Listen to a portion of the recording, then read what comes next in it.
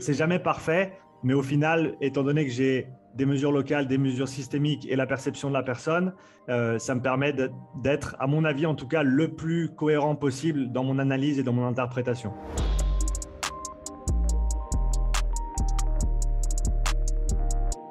Ouais, Rémi, tu m'entends? Ouais, bonjour, salut. Super. Comment tu vas? Ça va très bien et toi? Ouais, génial. Écoute, je suis à ta dispo. Dis-moi, Ouais, dis-moi comment je peux t'aider ou les questions que tu aurais potentiellement auxquelles je peux répondre. ouais, bah en fait, bon, après, j'avoue que j'ai pas forcément préparé quoi que ce soit, tu vois, par rapport à un sujet précis ou quoi.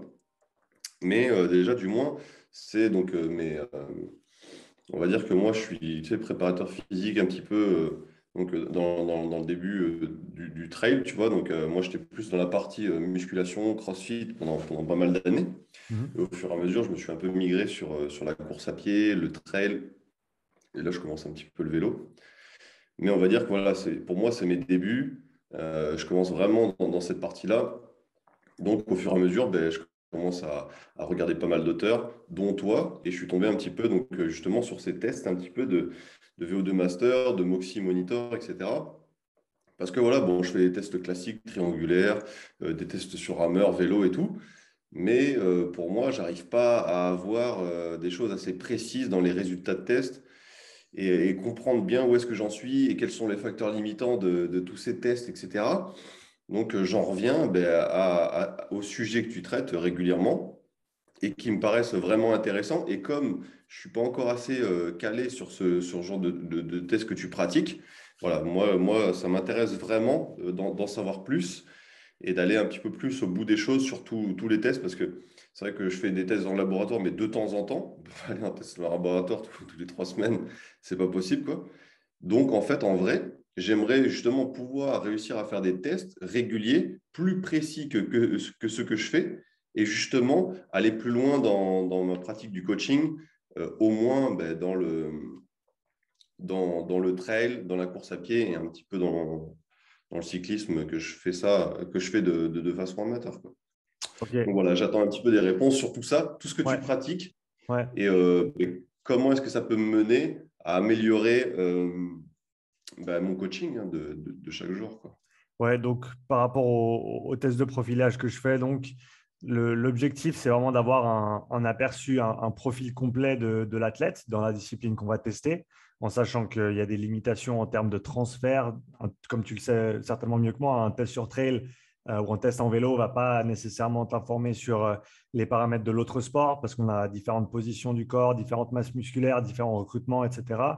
Il Exact. faut pouvoir idéalement faire des tests dans chaque discipline. Si par exemple, tu as un triathlète, ben, idéalement, tu veux faire des tests dans les trois sports pour pouvoir orienter les intensités d'entraînement et les priorités d'entraînement dans les trois sports. Après, le test le protocole que j'utilise le plus souvent, qui est un peu mon protocole de base, si tu veux bien, c'est un test d'effort qui est assez long, qui prend une cinquantaine de minutes. L'idée, c'est d'essayer, c'est le meilleur compromis que j'ai trouvé jusqu'à maintenant pour essayer d'avoir un maximum de données pertinentes pour l'athlète sur un seul test. Parce que c'est clair que si tu as accès à quelqu'un sur plusieurs jours, tu peux faire une batterie de tests et tu peux peut-être en gros choisir le protocole idéal pour chaque mesure que tu souhaites effectuer et faire donc plusieurs tests. Là, ce que j'essaie de faire, c'est tout coupler en un test. Et donc, le format, c'est le suivant, c'est 4 minutes d'effort, 1 minute de repos.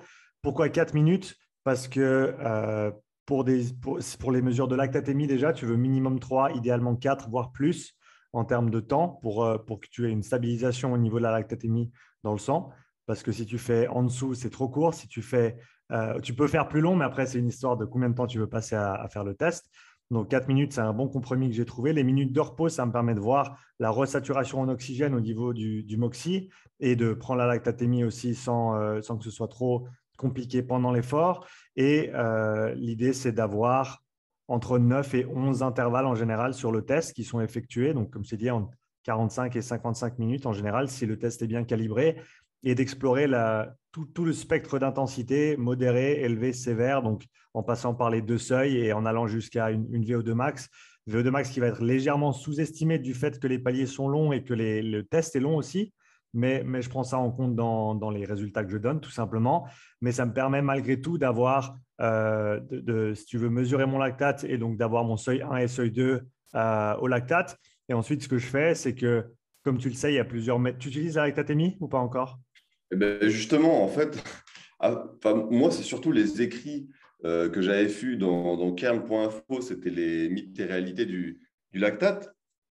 Et en fait, depuis que j'ai lu ces ouvrages, en fait, ça ne me tente pas du tout de les utiliser. Ok. Parce que vu les résultats qu'ils avaient écrits, alors quand même, j'aime bien relater, en fait, lire les études, les mettre dans mes drives et après refaire une synthèse et tout.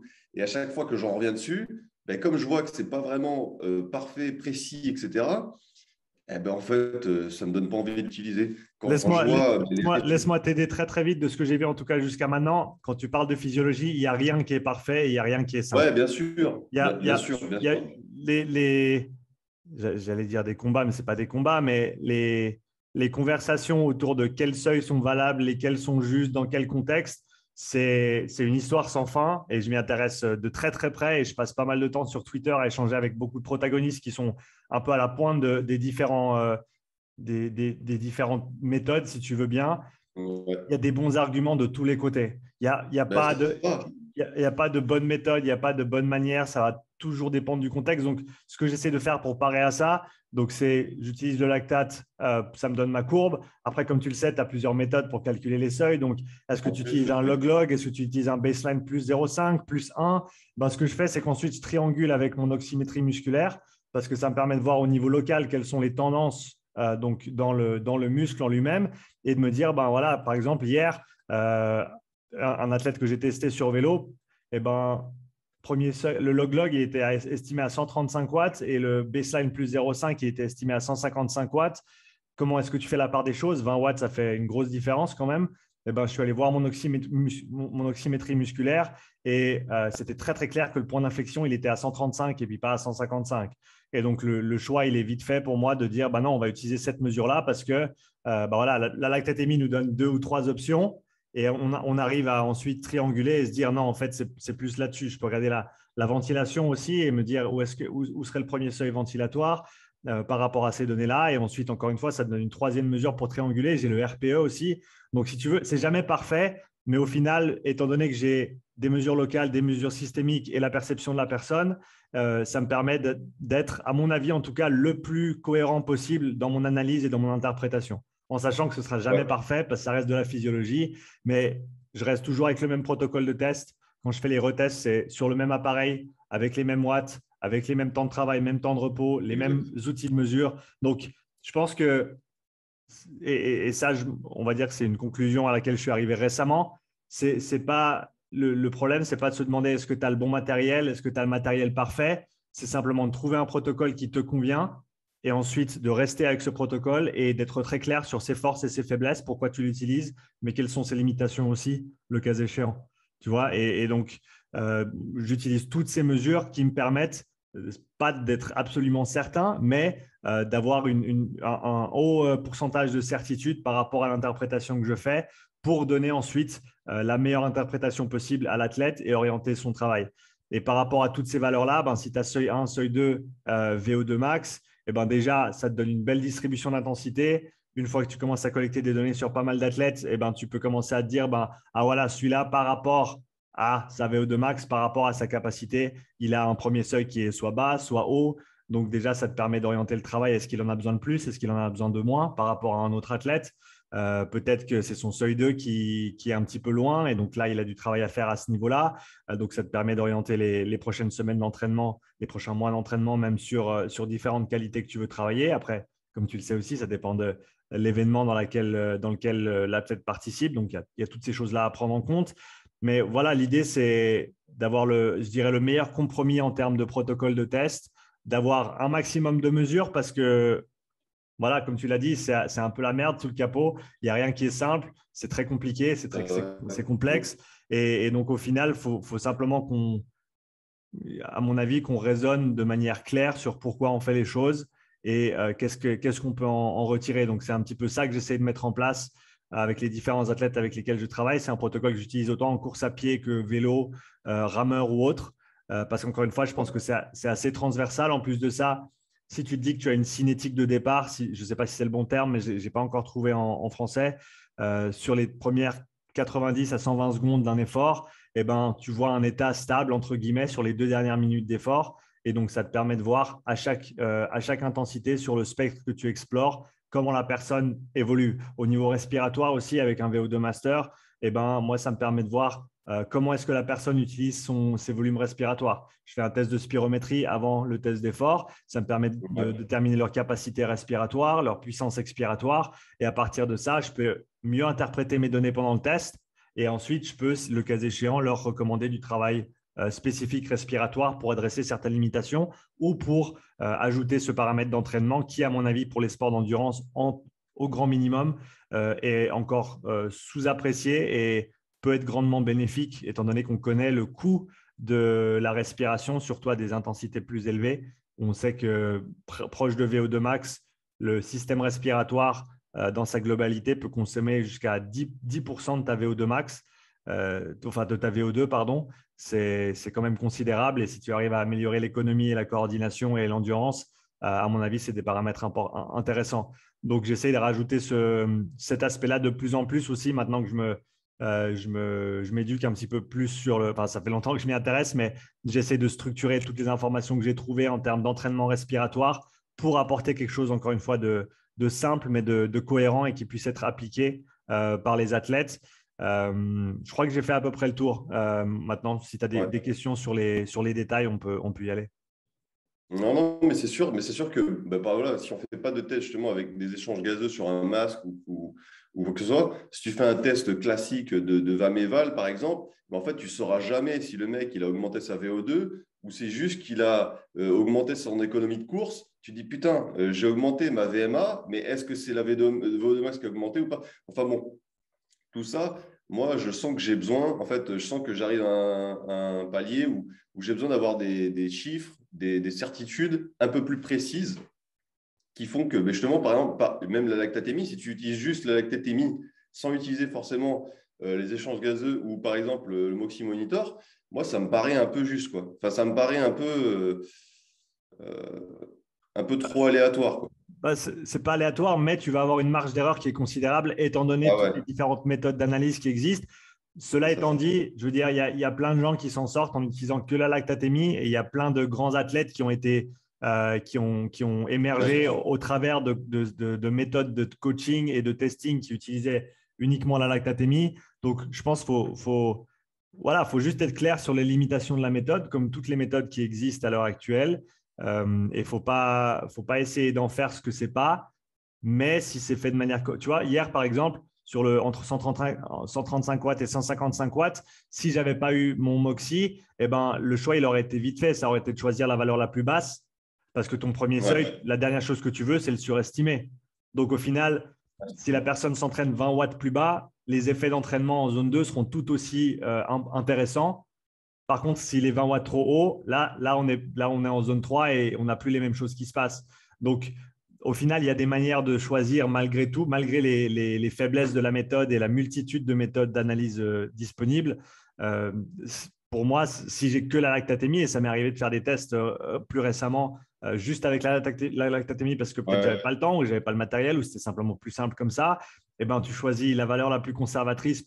Pour moi, c'est log-log ou baseline plus 0,5 et je prends le plus bas des deux. Et ensuite, je regarde les 4 Dmax qui me sortent sur XPhaseLab. Je ne sais pas si tu connais ce site. C'est un calculateur gratuit où tu peux rentrer les valeurs de lactatémie, les temps par palier et ça te calcule une courbe en fait et ça te donne toutes les méthodes disponibles d'analyse. Et je regarde les Dmax et je prends la valeur la plus conservatrice encore une fois parce que tu auras toujours meilleur temps de t'entraîner 10 watts trop bas que 10 watts trop haut, comme tu le sais. Donc voilà, je pense que il faut commencer quelque part. Tu vois, je pense ouais, que… c'est sûr. C'est vrai que peut-être que je n'irais pas ce discours si par exemple j'avais fait 200, 300, 500 tests avec le test de lactatémie, où là j'aurais Ouais. pu dire, en fait, c'est vrai que ça se rejoint plus ou moins, ça ne part pas dans tous les sens, si j'ai vraiment un protocole de test qui est précis à chaque fois. Regarde, Mais c'est vrai que… laisse-moi te partager mon écran. Je vais te montrer Et ça, c'est seulement avec la lactatémie. J'ai d'autres mesures sur lui, mais c'est la courbe de lactatémie à 2 mois d'intervalle. Et donc, on peut critiquer les méthodes d'analyse et la mesure en elle-même euh, et la précision des différents outils de mesure, tout ce qu'on veut. Le fait est que quand tu vois un avant-après comme ça, bah, tu n'as pas besoin de te dire est-ce que mon truc est valide, dans le sens où tu as un avant-après qui est extrêmement clair, avec en plus un retour de la personne sur ses capacités à l'entraînement, même d'autres paramètres de santé qui se sont améliorés. Et donc, voilà, les gens, ils peuvent dire ce qu'ils veulent de la lactatémie. Et avant de commencer à l'utiliser, je la critiquais aussi, mais sans savoir, parce que ça, Ouais, j'ai commencé à utiliser le Moxie Monitor en termes de testing. Et ensuite, j'ai commencé à rajouter les autres outils, le VO2 Master et plus récemment la lactatémie. Et venant du coin, si tu veux, Moxie Monitor, eh ben, toutes ces personnes-là utilisaient le lactate à l'époque et maintenant utilisent le Moxie à la place, si tu veux. Et donc, j'avais cette perspective biaisée de me dire, ouais, mais en fait, si j'ai le Moxie, je n'ai pas besoin du lactate. Mais au final, je trouve que la lactatémie est une valeur très, très intéressante à rajouter pour compléter le profil d'une personne parce que le Moxie ne te donne pas exactement les mêmes informations que la lactatémie. La lactatémie, c'est une mesure systémique. Ça a un lien quand même avec la glycolyse. Et le Moxie va pas nécessairement te donner le Moxie te donne une mesure locale, va pas t'informer nécessairement de ce qui se passe au niveau de production de puissance. Et je ne vais pas dire production de lactate parce qu'on sait que ce qui reste dans le sang, c'est simplement ce qui a été produit, moins ce qui a été réutilisé. Mais malgré tout, quand j'ai un athlète qui a une courbe super plate et puis qui plafonne à 8 millimoles, alors que j'en ai un autre qui va chercher les 15, eh ben, ça me dit quand même que ce n'est pas le même type d'athlète et qu'ils n'ont pas besoin nécessairement des mêmes entraînements par rapport à leurs besoins uniques. Tu vois ce que je veux dire? Donc, ouais, voilà, je comprends. Ouais. ça reste un outil, ça reste pas parfait, mais tu peux, tant que tu respectes ton protocole et que tu es clair sur ce que tu recherches, tu peux voir des changements et des progrès qui sont assez clairs et enfin, je veux dire, une courbe comme ça, c'est beaucoup plus parlant que toute information que je pourrais collecter avec enfin, un Moxie, par exemple, dans le sens où Ouais. le Moxie montre une légère différence, mais c'est de loin pas aussi flagrant que ça. Et donc, c'était juste pour essayer d'illustrer l'idée que voilà, le lactate, c'est imparfait, comme toutes les autres mesures, et il ne faut pas s'y fier absolument et exactement. Mais si tu raisonnes de manière cohérente, à mon avis, ça peut être. C'est une méthode qui est accessible. Faut juste faire attention parce qu'il me semble qu'en France, c'est considéré comme Ouais, une prise de sang. tu peux pas aller piquer le doigt de Donc ton ça, athlète. il faut juste assurer qu'il n'y ait pas de souci de ce côté-là. Euh, mais voilà, si tu as le choix entre un outil comme celui-ci et un VO2 Master qui coûte quand même 6 à 7 fois plus, bah, au début, tu as des choix à faire en termes de matériel, en termes de priorité, en termes de budget. Donc, personnellement, à l'heure actuelle, si je devais recommencer à zéro, autant les valeurs respiratoires, à mon avis, sont super intéressantes et, et la porte ouverte que ça te donne sur l'entraînement respiratoire spécifique pour la personne est tellement énorme. Malgré ça, pour des histoires de budget, je commencerai certainement avec un analyseur de lactate et un Moxie pour avoir la mesure systémique, la mesure locale, déjà pouvoir faire la part des choses avec ces deux paramètres et plus tard potentiellement rajouter le VO2 Master, par exemple, pour compléter avec des données ventilatoires. En plus du fait que quand tu commences à faire des tests, eh ben, tu as des données à gérer, tu as des données à analyser. Et je pense que c'est mieux de commencer avec moins et ensuite d'en rajouter au fur et à mesure une fois que Ouais, tu as bien compris ton process et ce que tu vois devant toi. Tout faire d'un coup, d'expérience, l'ayant fait avec certains participants aux journées de testing, ça fait un petit peu beaucoup quand même. Donc voilà, après, il faut ouais, juste être il prêt y à a faire ça le boulot, quoi. aussi. C'est clair Ouais. que on avait discuté et je m'étais dit, ah, tout d'un coup, ça fait quand même beaucoup de paramètres à voir, de Ouais. penser à tout. Est-ce que le test va être bien réalisé parce que je n'utilise pas les deux ou trois outils particulièrement, si ça va faire quand même chaud. Et tu as raison, peut-être vaut mieux commencer simplement avant de vraiment puis au fur et à mesure de progresser sur les outils déjà. Mais après, est-ce que tu peux établir, rien qu'avec un Moxie Monitor, tu peux aussi établir tout ce qui est VO2 ou c'est une estimation aussi comme. Non, tu n'auras pas de mesure directe de Ouais, ouais, je VO2 vois du quoi. coup, vu que Ouais. c'est une mesure qui est locale. Ça ne te donne pas ce qui se passe au niveau systémique. Cela étant dit, encore une fois, sans nécessairement avoir la valeur absolue de VO2 max, eh ben, en regardant, parce que si, encore une fois, si tu utilises le même protocole tout le temps, eh ben, tu vas avoir un dernier palier, disons 325 watts par exemple, eh ben, Ouais. tu peux regarder ton premier seuil en pourcentage de watts max sur le test. Donc, si ton Ouais, premier ouais. seuil il est à 130 watts, si tu regardes lactatémie et oxymétrie musculaire, ou il est à 170 watts sur 70 watts, eh ben, ce n'est pas le même pourcentage. Donc, encore une fois que tu as pas mal de tests et que tu as pas mal de données accumulées, eh ben, tu peux commencer à comparer ces valeurs d'une personne à l'autre et te dire, ah ben celui-là, on voit qu'il a un premier seuil qui est assez bas de manière relative par rapport à cet autre athlète en pourcentage de watts max.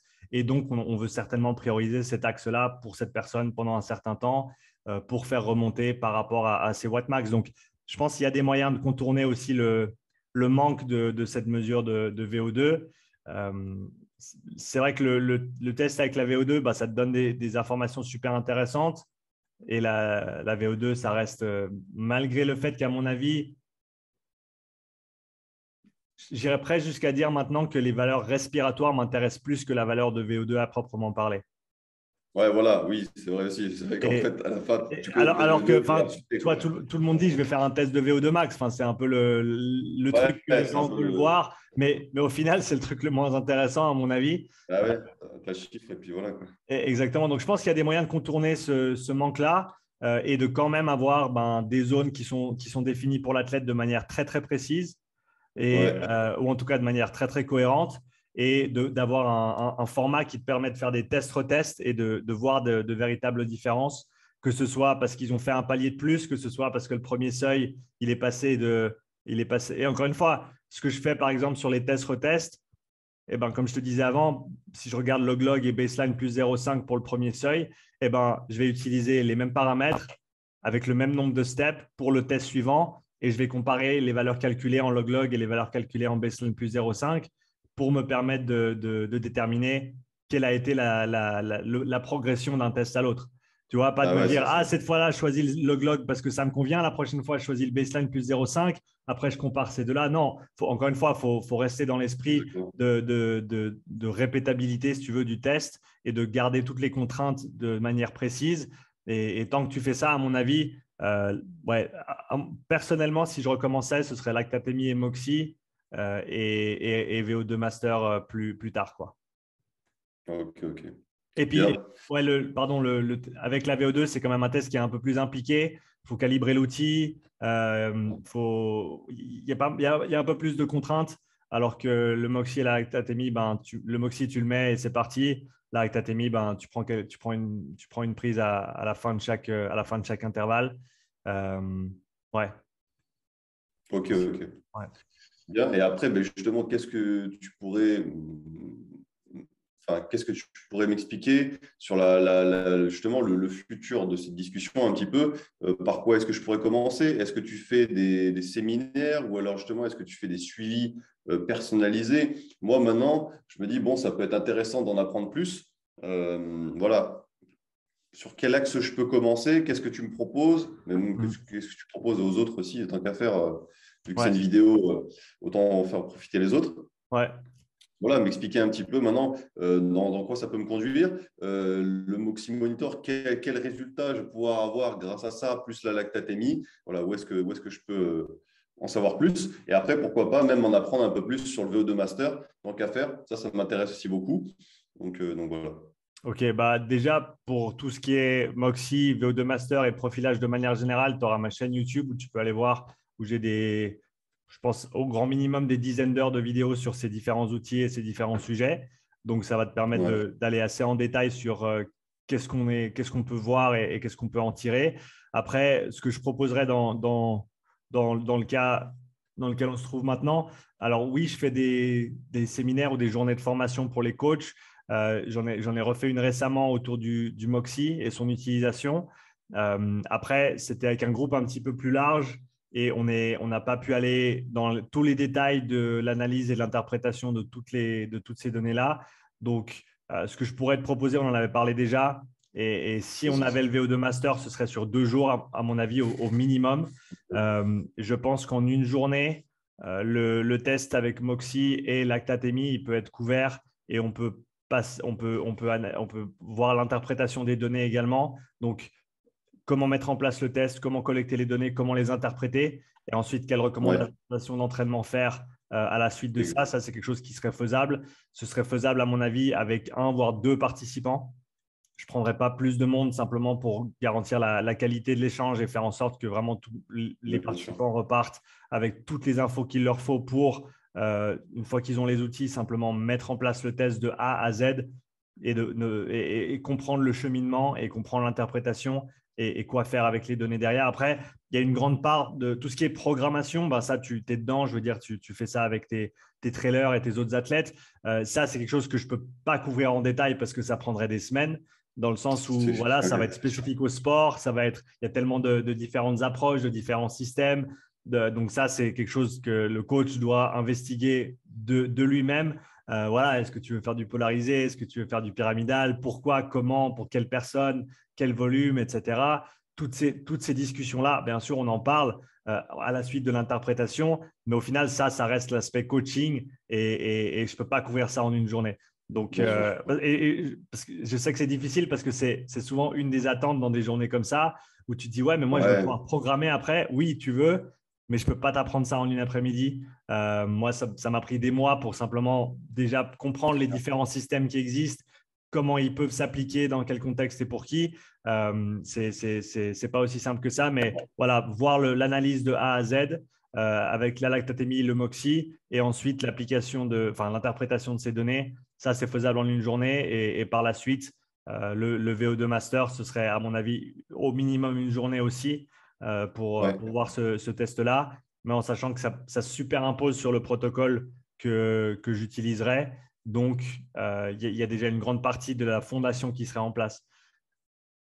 Ok, je comprends. Mais après, c'est vrai que comme tu disais, moi, par exemple, c'est vrai que j'attends pas forcément de la programmation ou de la suite. Moi, ce qui m'intéresse, c'est que comme j'ai pas beaucoup d'heures devant moi et beaucoup de temps, je me dis, moi, je dois avoir le maximum d'infos, expliquer les informations et après, je les mettrai en place. Et puis, ça prendra sûrement peut-être 5, 6 mois, le temps que je calibre tout, que je fasse mes propres tests et tout. Donc, moi, c'est surtout ça. C'est en fait, je viens de voir pour du gain de temps, quoi.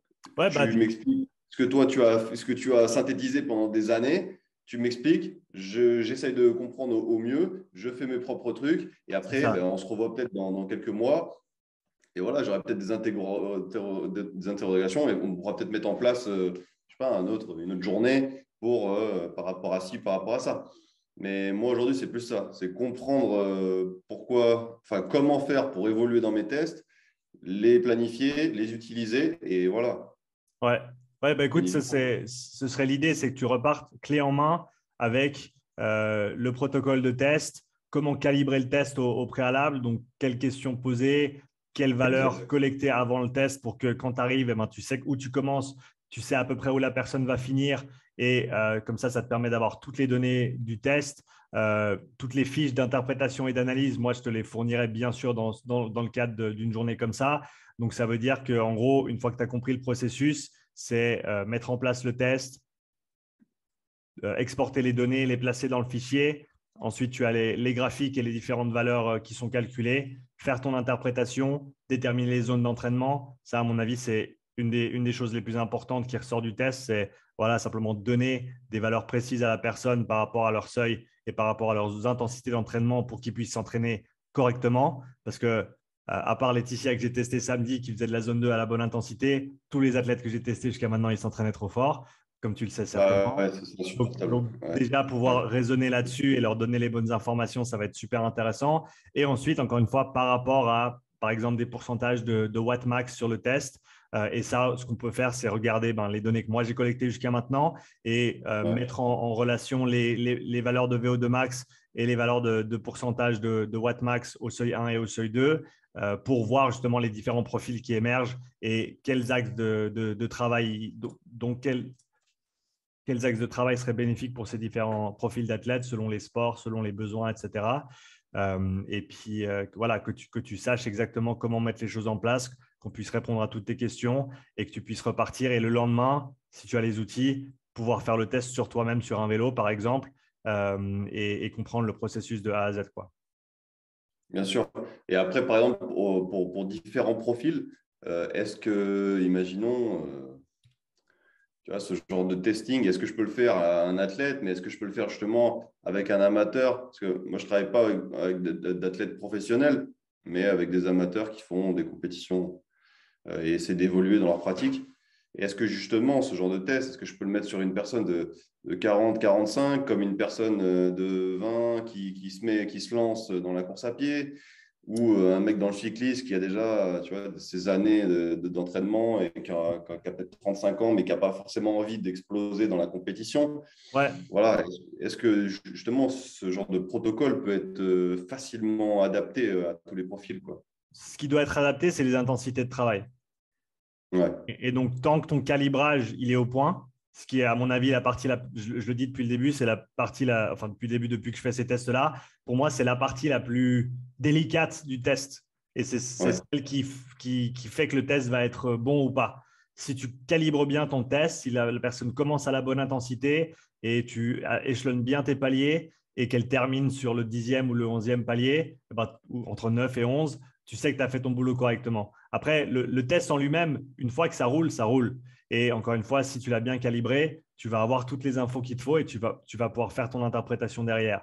Les erreurs que j'ai fait au début, c'était en général commencer le test trop haut et ou faire des paliers trop grands pour une personne qui n'en était pas capable.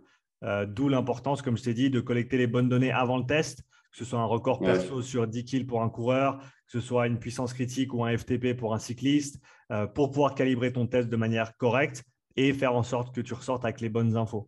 Donc, tant que ton test il est calibré correctement, tu peux tester un cycliste pro comme tu peux tester quelqu'un qui vient de commencer et qui veut juste bien comprendre comment s'entraîner correctement. Ce week-end, j'avais plusieurs personnes qui Bien sont sûr. montées de Marseille pour faire des tests. J'avais autant une dame qui est une amateur, qui ne fait pas nécessairement de compétition en CrossFit, mais qui s'entraîne et qui voulait simplement juste mieux comprendre comment son corps fonctionne et comment optimiser ses entraînements de conditionnement, alors que Gauthier, il était plus du côté compétition, il a un bon niveau, et donc voilà, fallait juste, c'est clair qu'ils n'ont pas fait les mêmes watts pendant le test, mais tant que les watts sont adaptés à la personne, le test, tu peux l'appliquer à plus ou moins tout le monde. Et ce que j'aime bien avec le format que j'utilise, c'est que c'est un test qui peut être évolutif. C'est-à-dire qu'à un moment donné, même si tu fais un test sous-maximal avec quelqu'un qui vient de commencer et qui ne peut pas nécessairement soit avoir l'endurance même pour faire un test de 50 minutes, en sachant que les 30 premières, elles sont tranquilles, c'est vraiment les 20 dernières qui sont difficiles. Mais voilà, pour certaines personnes, c'est peut-être trop. Donc, même si c'est commencé avec 5 ou 6 paliers, pour leur donner un premier seuil pour faire en sorte que leur basse intensité, ils la fassent correctement et que Ouais. 3 mois plus Ok. tard, ils viennent et qu'ils arrivent à faire 2-3 paliers de plus pour compléter ton test et qu'à l'avenir, tu dois décaler ton palier de départ vers le haut pour accommoder leur progrès au fil du temps, c'est toujours quelque chose que tu peux faire. Donc, à mon avis, voilà, tant que tu as ces paramètres et que tu les mets bien en place, c'est vraiment le calibrage qui importe le plus. Et une fois que tu as ça qui est bien rodé, pour ça, j'ai des tables, des tables d'estimation par rapport à différents niveaux de personnes pour différents watts de départ, différents intervalles. J'ai un procédé qui est assez bien rodé maintenant avec la puissance critique ou la vitesse critique, autant en course à pied qu'en vélo, pour estimer ce Ouais. deuxième seuil et calibrer le test. Donc, ouais, ça, c'est toutes les choses qu'on couvre en détail, que je couvrirai en détail parce que, à mon avis, c'est une des parties les plus importantes du test si tu veux sortir des données qui sont exploitables. Ok. Ce qui fait que pour un crossfitter, tu peux quand même en ressortir des données grâce à ce genre de testing, même si il y a quand même une grosse contrainte musculaire dans le CrossFit, tu arrives quand même à pouvoir, grâce au Moxie Monitor, voir un petit peu comment améliorer quels paramètres, par exemple, sur un CrossFitter. Ce qui est super cool avec le CrossFit, et il nous reste à peu près 5 minutes, Rémi, là, sur l'appel. Ouais, ouais, pas de souci, pas de souci. Ce qui est super cool avec le CrossFit, c'est que tout le monde est ultra spécialisé Et donc, il leur manque tous du travail général. Et donc, du coup, Ok. le travail sur vélo, tout le monde me dit, ouais, mais c'est pas spécifique au CrossFit. Je dis, ouais, mais de l'entraînement spécifique, tu en fais H24. Donc, peut-être que de faire un petit peu de prépa physique générale, ça te fera un petit peu de bien. Et au final, ce Ouais. que je vois, c'est ça, c'est que la majorité, ils ont tout le CrossFit du monde, mais ils n'ont aucune base, quoi. Alors voilà, Ouais, ça, oui. je suis un peu méchant en disant ça, c'est pas nécessairement vrai pour tout le monde, mais voilà, tout le monde pourrait bénéficier d'un petit peu de travail général, notamment sur vélo. C'est ce que je recommande à l'heure actuelle parce que c'est super simple à travailler et en général, tu as un bike rack dans toutes les box. Donc, ouais, même pour un crossfitter, non, le test, il n'est pas spécifique au crossfit.